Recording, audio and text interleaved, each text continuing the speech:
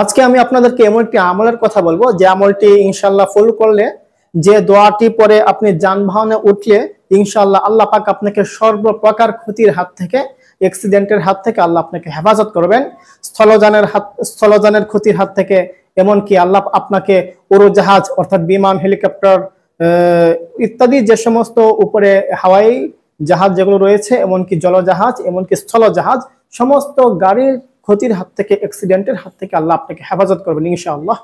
এটা হচ্ছে পরীক্ষিত একটি দোয়া, যেটা আমরা হাদিসের মাধ্যমে পাই। তাহলে তার পূর্বে আমরা একটি কথা বলতে চাচ্ছি যে ঢাকা উত্তরায় যে মাইলস্টোন স্কুলের যে বিমান দুর্ঘটনায় যে সমস্ত ভাই বোনেরা আমার দুনিয়া থেকে চিরবিদায় নিয়েছেন, আল্লাহ পাক যেন তাদেরকে শহীদের উচ্চ মর্যাদা দান করেন, কবুল করেন, সমস্ত গুনাহ খাতা আল্লাহ তাআলা যেন মাফ করে দেন। শুধু তাই নয়, যে সমস্ত শিশুরা বা গার্ডিয়ানরা হাসপাতালে ভর্তি আছেন, আহত হয়ে আছেন, আল্লাহ পাক যেন তাদেরকে শিফায়ে কামেলা আজলা দান করেন।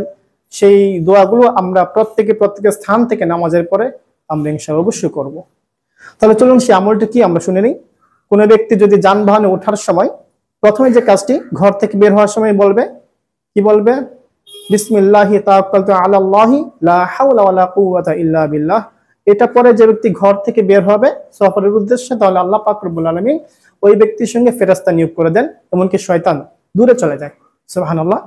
তারপর যে যানবাহন ওঠার সময় যে দোয়াটি বলবেন, সাখখারা লানা হাযা ওয়া মা কুন্না লাহু মুকরিনিন ওয়া ইন্না ইলা রাব্বিনা লামুনকালিবুন। এটার অর্থ হচ্ছে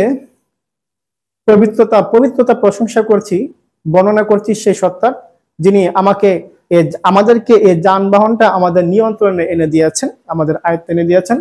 অন্যথায় এই যানবাহন আমাদের নিয়ন্ত্রণে রাখা সম্ভব ছিল না, আর আমরা তার দিকেই ফিরে যেতে বাধ্য। তো এই আমলটি করে যে ব্যক্তি যানবাহনে উঠবে, ইনশাআল্লাহ অবশ্যই আল্লাহ পাক রব্বুল আলামিন ওই অ্যাক্সিডেন্টের হাত থেকে, আল্লাহ না করুন তারপরে বলছি, ওই অ্যাক্সিডেন্ট গুলোর হাত থেকে আল্লাহ আপনাকে হেফাজত করবেন। এমন অনেক ঘটনা আছে, নজির আছে, যে গাড়ি অ্যাক্সিডেন্ট হয়ে গিয়েছে, যাত্রীরা সবাই আহত নিহত হয়ে গিয়েছে, কিন্তু এমনও যাত্রী আছে যে একটি পশমেও কোনো ক্ষতি হয় নাই।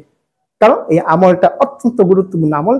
আমলের মাধ্যমে আল্লাহ পাক মানুষকে হেফাজত করে থাকেন। এটা পরীক্ষিত আমল, ইনশাআল্লাহ আমরা সকলেই করবো ইনশাআল্লাহ। ভালো থাকুন, সুস্থ থাকুন, সাবস্ক্রাইব করে পাশে থাকবেন ইনশাআল্লাহ। আমরা আরো এই সমস্ত আমলীয় ভিডিও বানাতে আমরা উৎসাহিত হব ইনশাআল্লাহ।